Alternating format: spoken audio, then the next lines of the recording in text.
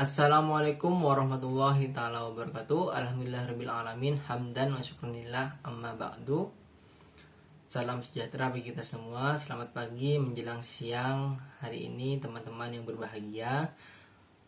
Marilah kita pertama-tama panjatkan puji syukur kita terhadap Allah Subhanahu wa taala yang mana telah serta memberikan hidayah, rezeki dan kenikmatan hingga kita bisa berjumpa pada mata kuliah hari ini, yakni manajemen Jiswaf. Dan yang kedua kalinya tidak lupa pula marilah kita ucapkan salawat terhadap junjungan Nabi kita, Nabi Muhammad SAW, yang mana telah mengangkis kita dari alam kegelapan hingga alam yang terang benderang, yakni dengan adanya Adinul Islam wal Iman. Dengan menyikat waktu, marilah kita mulai diskusi pada hari ini. Perkenalkan, nama saya Muhammad Nusur Rahman, NIM belakang 018, yang akan menjadi moderator atau memandu jalannya diskusi pada pagi menjelang siang hari ini. Nah, di sini saya perwakilan dari kelompok 8, yakni dari materi wakaf yang terdiri dari 3 anak, yakni saya sendiri, yang kedua adalah Farha, yang ketiga adalah Ada, Agnes, Francisco. Nah, supaya menyikat waktu, langsung saja kita beralih ke pemateri pertama.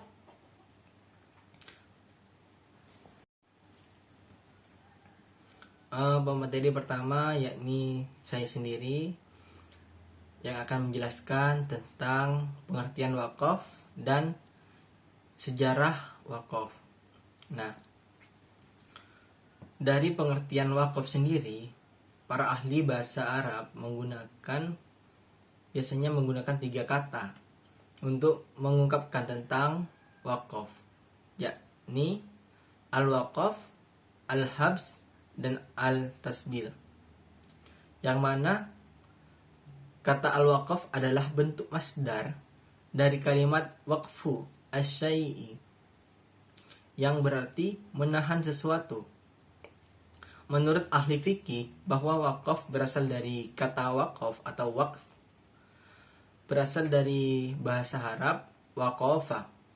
Asal kata waqafa berarti menahan atau berhenti, atau diam di tempat atau tetap berdiri. Wakaf secara umum, jika dilihat dari perbuatan orang yang mewakafkan, wakaf adalah suatu perbuatan hukum dari seseorang yang sengaja memisahkan atau mengeluarkan harta bendanya yang mana memanfaatkan untuk keperluan di jalan Allah Subhanahu wa taala. Nah, begitulah dari pengertian wakaf itu sendiri. Selanjutnya kita beralih ke sejarah tentang wakaf. Terdapat beberapa pendapat tentang siapa orang yang pertama kali mewakafkan hartanya. Pendapat pertama berkeyakinan bahwa sejarah wakaf dimulai ketika zaman Rasulullah SAW mewakafkan tanah milik beliau untuk dibangun masjid. Pada pendapat pertama ini didasarkan pada hadis yang diriwayatkan oleh Umar bin Syabah dari Amr bin Sa'ad bin Mu'ad berikut, yang artinya, kami bertanya tentang mula-mula wakaf dalam Islam. Orang Muhajirin mengatakan adalah wakaf Umar, sedangkan orang-orang Ansor mengatakan adalah wakaf Rasulullah SAW.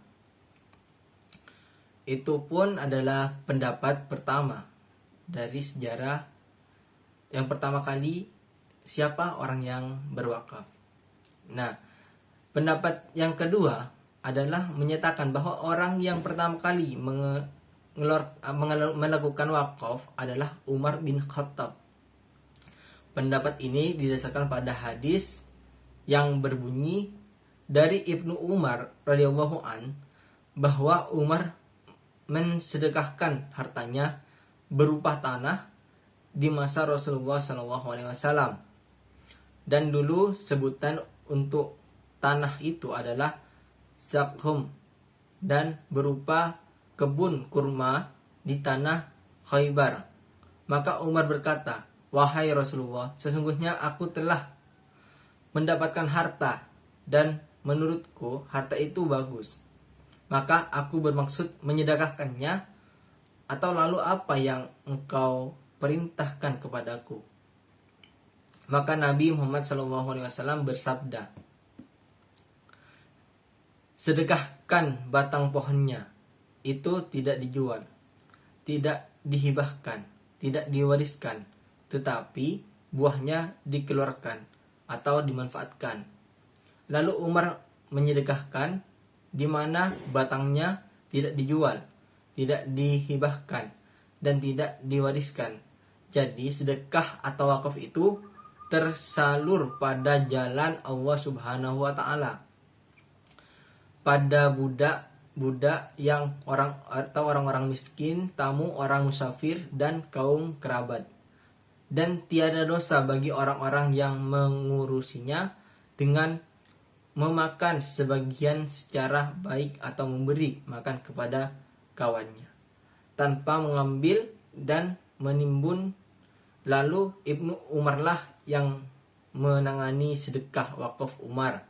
Ia memberikan hadiah kepada orang-orang Makkah yang pernah ia singgahi.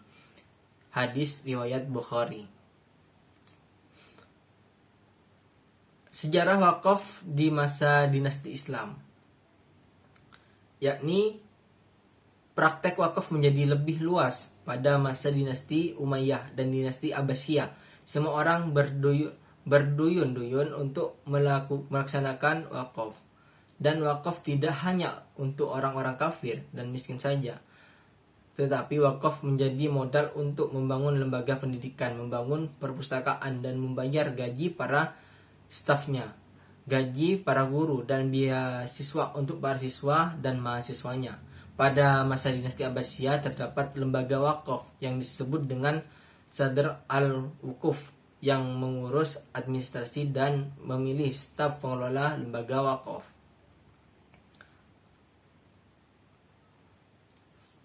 Dan perkembangan wakaf pada dinasti Abbasiyah di Mesir, perkembangan wakaf cukup mengembirakan, di mana hampir semua tanah pertanian menjadi harta wakaf dan semuanya dikelola oleh negara dan menjadi milik negara, atau bisa disebut dengan Baitul Mal. Salahuddin Al-Ayyubi banyak mewakafkan lahan milik negara untuk kegiatan pendidikan, seperti mewakafkan beberapa desa untuk perkembangan madrasah mazhab Asy-Syafi'iyah, madrasah Al-Malikiyah, dan madrasah mazhab Al-Hanafiyah.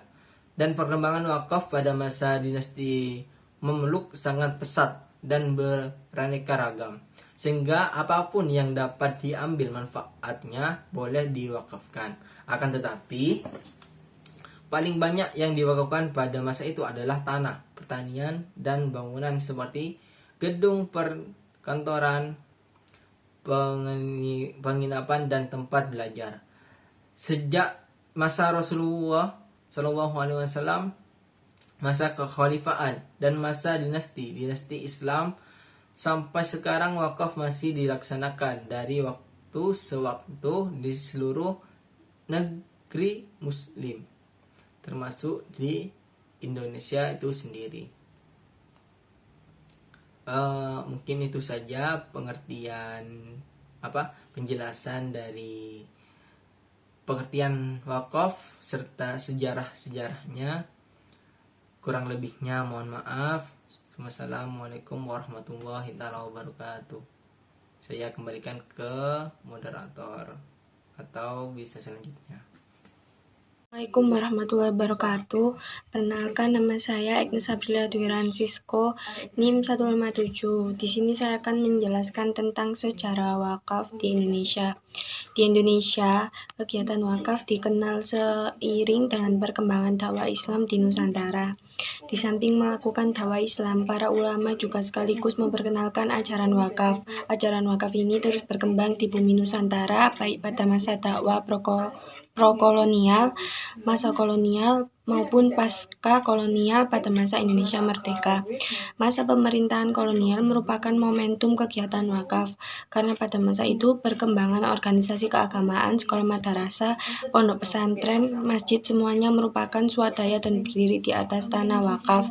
Karena minimnya regulasi yang mengatur tentang perwakafan, maka tidaklah heran jika perkembangan wakaf di Indonesia mulai mengalami dimensi paradigma baru ke tengah masyarakat mengenai konsep baru pengelolaan wakaf tunai untuk peningkatan kesejahteraan umat. Kemudian pada tahun 2002, Majelis Ulama Indonesia menyambut konsep tersebut melalui proses panjang. Pada penghujung tahun 2006, terbitlah PP No. 42 2006 tentang pelaksanaan Undang-Undang Wakaf. Setelah itu, pada Juli 2007, keluar keputusan Presiden Republik Indonesia Nomor 75 atau tahun 2007 yang memutuskan dan mengangkat keanggotaan PWI periode 2007-2010. Dengan demikian, ternyata dalam perjalanan sejarahnya wakaf terus berkembang dan insya Allah akan selalu berkembang bersamaan dengan laju perubahan zaman dengan berbagai inovasi-inovasi yang relevan dengan tetap mengedepankan dan berpandukan prinsip syariah. Yang kedua ada jenis harta wakaf. Pasal 15 Undang-Undang Wakaf menyatakan harta benda hanya dapat diwakafkan apabila dimiliki dan dikuasai oleh wakif secara sah. Sejenis harta benda wakaf meliputi yang pertama, benda tidak bergerak, yaitu hak atas tanah sesuai dengan ketentuan peraturan perundang-undangan yang berlaku baik yang sudah maupun yang belum terdaftar. Yang B, bangunan atau sebagian bangunan yang berdiri di atas tanah. C, tanaman dan benda lain yang berkaitan dengan tanah. D, hak milik atas satuan rumah susun sesuai dengan ketentuan peraturan perundang-undangan yang berlaku. E, benda tidak bergerak lainnya sesuai dengan ketentuan syariah peraturan perundang-undangan yang berlaku. Yang kedua ada benda bergerak, yaitu harta benda yang tidak bisa habis karena dikonsumsi, yaitu yang pertama ada uang, kedua logam mulia, ketiga surat berharga, keempat kendaraan, kelima hak kekayaan intelektual, keenam hak sewa, dan yang terakhir benda bergerak lainnya sesuai dengan ketentuan peraturan perundang-undangan yang berlaku seperti mushaf, buku, dan kitab. Yang ketiga ada rukun wakaf. Direktorat Jenderal Bimbingan Masyarakat Islam menyatakan bahwa rukun wakaf ada 4, yaitu yang pertama ada wakif, orang yang mewakafkan harta. Yang kedua mauquf bih, barang atau harta yang diwakafkan. Yang ketiga mauquf alaih, pihak yang diberi wakaf atau peruntukan wakaf. Yang keempat sikhat, pernyataan atau ikrar wakif sebagai suatu kehendak untuk mewakafkan sebagian harta bendanya. Sekian dari saya, apabila ada salah kata saya mohon maaf. Selanjutnya saya berikan ke moderator.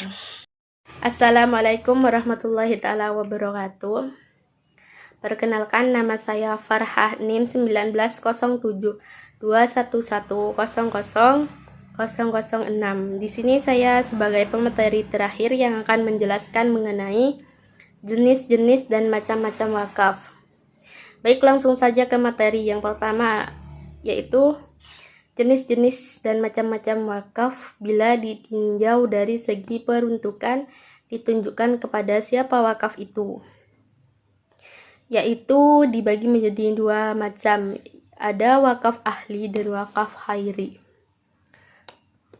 Wakaf ahli yaitu wakaf yang ditujukan kepada orang-orang tertentu, seseorang atau lebih, keluarga si wakif atau bukan. Wakaf seperti ini juga disebut dengan wakaf zurri. Apabila ada seseorang mewakafkan sebidang tanah kepada anaknya, lalu kepada cucunya, wakafnya sah dan yang berhak mengambil manfaatnya adalah mereka yang ditujukan dalam pernyataan wakaf. Wakaf jenis ini kadang-kadang juga disebut dengan wakaf alal aulad, yaitu wakaf yang diperuntukkan bagi kepentingan dan jaminan sosial dalam lingkungan keluarga, lingkungan kerabat sendiri dalam satu segi. Wakaf ahli ini baik sekali karena si wakif akan mendapatkan dua kebaikan, yaitu kebaikan dari amal ibadah wakafnya dan juga kebaikan dari silaturahmi terhadap keluarga yang diberikan harta wakaf. Kemudian selanjutnya yaitu wakaf khairi. Wakaf khairi yaitu wakaf yang secara tegas untuk kepentingan agama, keagamaan, atau kemasyarakatan, seperti wakaf yang diserahkan untuk keperluan pembangunan masjid, sekolah, jembatan, rumah sakit, panti asuhan untuk anak yatim, dan lain sebagainya. Jenis wakaf ini seperti yang dijelaskan dalam hadis Nabi Muhammad SAW yang menceritakan tentang wakaf sahabat Umar bin Khattab. Wakaf ini ditujukan kepada umum dengan tidak terbatas penggunaannya, yang mencakup semua aspek untuk kepentingan dan kesejahteraan umat. Kepentingan umum tersebut bisa untuk jaminan sosial, pendidikan, kesehatan, pertahanan, keamanan, dan lain-lain. Yang kedua yaitu bila ditinjau dari segi waktu, wakaf dapat dikelompokkan menjadi dua, yaitu wakaf mu'abbad dan wakaf mu'aqqad. Yang pertama langsung saja, wakaf mu'abbad yaitu wakaf yang diberikan untuk selamanya atau bisa disebut dengan kekal. Dalam hal ini, kepemilikan harta dialihkan dari wakif kepada Allah Subhanahu wa taala dan manfaatnya diberikan pada penerima wakaf. Wakaf ini sesuai dengan pendapat Imam Syafi'i dan Imam Hambali. Yang kedua yaitu mu'aqqad. Wakaf mu'aqqad adalah wakaf yang diberikan dalam jangka waktu tertentu setelah kurun waktu terpenuhi. Wakif bebas menggunakan harta tersebut karena sudah bukan harta wakaf lagi. Wakaf jenis ini sesuai dengan pendapat Imam Malik. Terus yang selanjutnya yaitu jenis wakaf dari segi harta benda. Yang pertama, benda tidak bergerak.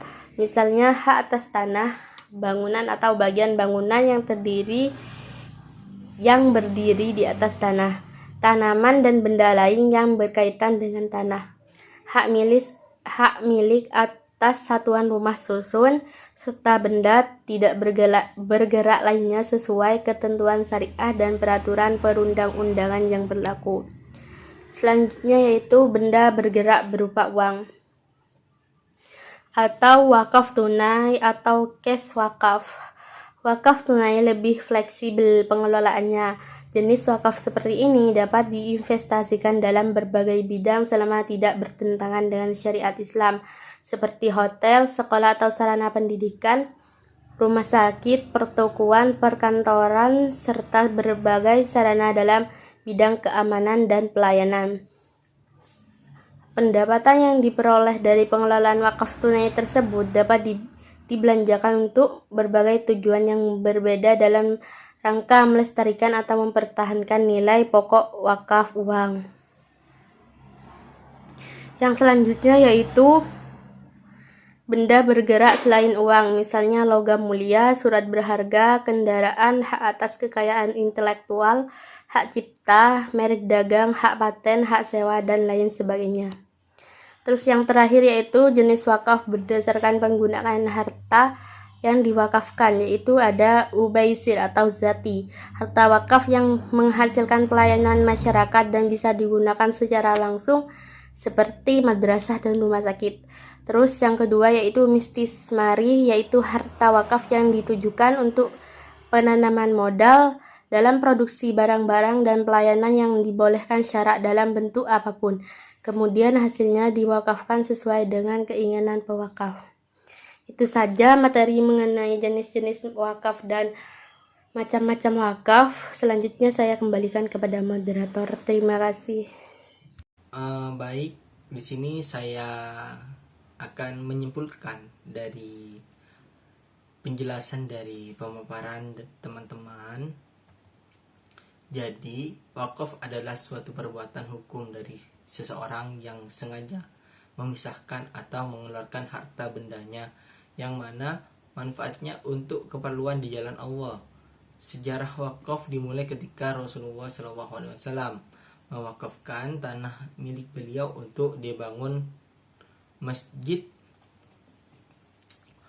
Pasal 15 Undang-Undang Wakaf menyatakan harta bendanya hanya dapat diwakafkan apabila dimiliki dan dikuasai oleh wakif secara sah. Jenis harta benda wakaf meliputi yang pertama, benda tidak bergerak, dan benda bergerak yaitu harta benda yang tidak bisa habis karena dikonsumsi.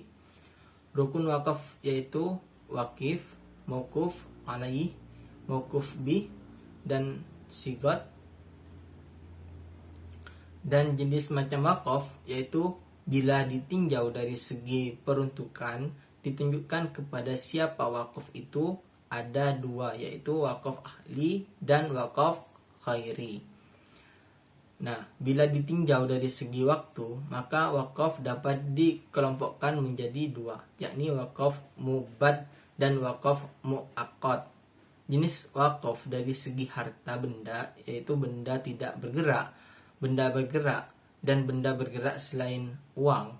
Jenis wakaf berdasarkan penggunaan harta yang diwakafkan itu ubashir, zati, dan mistismari. Nah, mungkin itu saja pemaparan dari kelompok 8. Dan mungkin apabila kurang jelas, teman-teman bisa bertanya atau bisa menambahkan jika ada yang kurang lebihnya dari kelompok 8. Jika ada perkataan yang tidak mengenakan jangan ditaruh di hati. Saya selaku moderator perwakilan dari kelompok 8 mohon meminta maaf sebesar-besarnya jika kurang mengenakan. Nah, mungkin itu saja. Assalamualaikum warahmatullahi